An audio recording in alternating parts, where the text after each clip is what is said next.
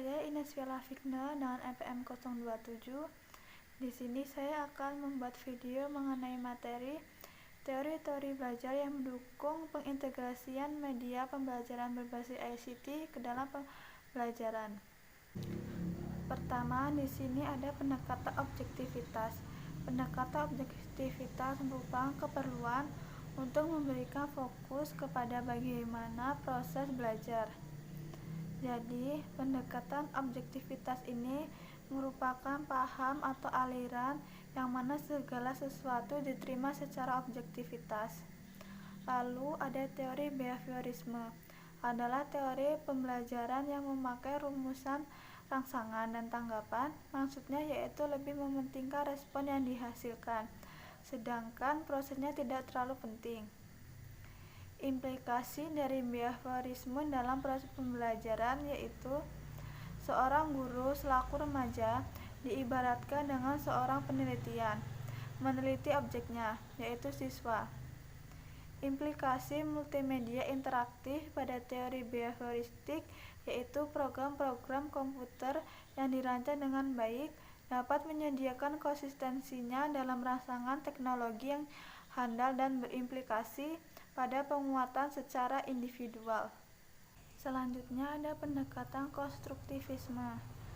Menurut Bell, pendekatan konstruktivisme adalah proses kegiatan pengajaran dalam mengemukakan teknik pemahaman yang dimiliki saat terlaksananya kegiatan intelektual peserta didik itu sendiri.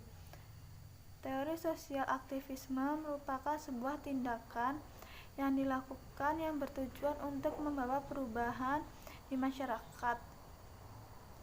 Implikasi pembelajarannya yang memerlukan interaksi sosial antara siswa pada masalahnya, yaitu sesuai yang berkaitan dengan mereka.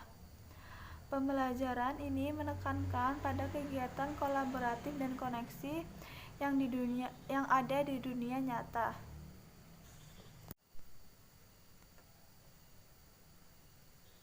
Lalu ada teori sosial kognitivis. Materi yang menonjol merupakan gagasan bahwa sebagian besar pembelajaran manusia itu terjadi dalam sebuah lingkungan masyarakat atau lingkungan sosial.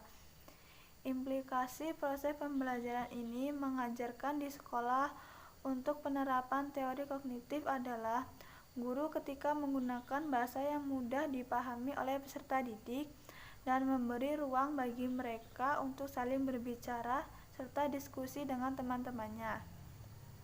Ada juga teori scaffolding, yaitu teori yang menekankan penggunaan dukungan atau bantuan tahap demi tahap dalam belajar dan pemecahan masalah. Implikasi dari pembelajarannya harus disesuaikan dengan kebutuhan individu itu dan pilihan setiap siswa itu sendiri. Lalu ada teori perkembangan anak. Teori perkembangan anak fokus pada penyelesaian bagaimana anak-anak berubah dan tumbuh selama masa kanak-kanaknya. Pembelajarannya harus disesuaikan dengan tahap perkembangan siswa dan harus memberikan kesempatan untuk mereka bereksplorasi. Ada juga teori discovery learning. Teori ini memahami konsep, arti, hubungan melalui proses intuitif untuk akhirnya sampai kepada suatu kesimpulan. Implikasi pembelajarannya, siswa harus diberikan kesempatan untuk bereksplorasi dan melakukan penemuan diri secara terstruktur. Terakhir ada teori kecerdasan jamak. Merupakan teori kecerdasan yang mengemukakan bahwa individu memiliki paling tidak 8 jenis kecerdasan, yaitu kecerdasan verbal, linguistik, logis, matematis, visual, kinestetik, musik, intrapribadi dan antarpribadi, dan naturalis. Implikasi teori kecerdasan jamak dalam pendidikan dan pembelajaran adalah bahwa pengajar perlu memperhatikan modalitas dengan cara menggunakan berbagai strategi dan pendekatan sehingga anak dapat belajar sesuai dengan gaya belajarnya masing-masing. Sekian materi yang dapat saya sampaikan. Apabila terdapat kesalahan, saya mohon maaf. Saya akhiri. Wassalamualaikum warahmatullahi wabarakatuh.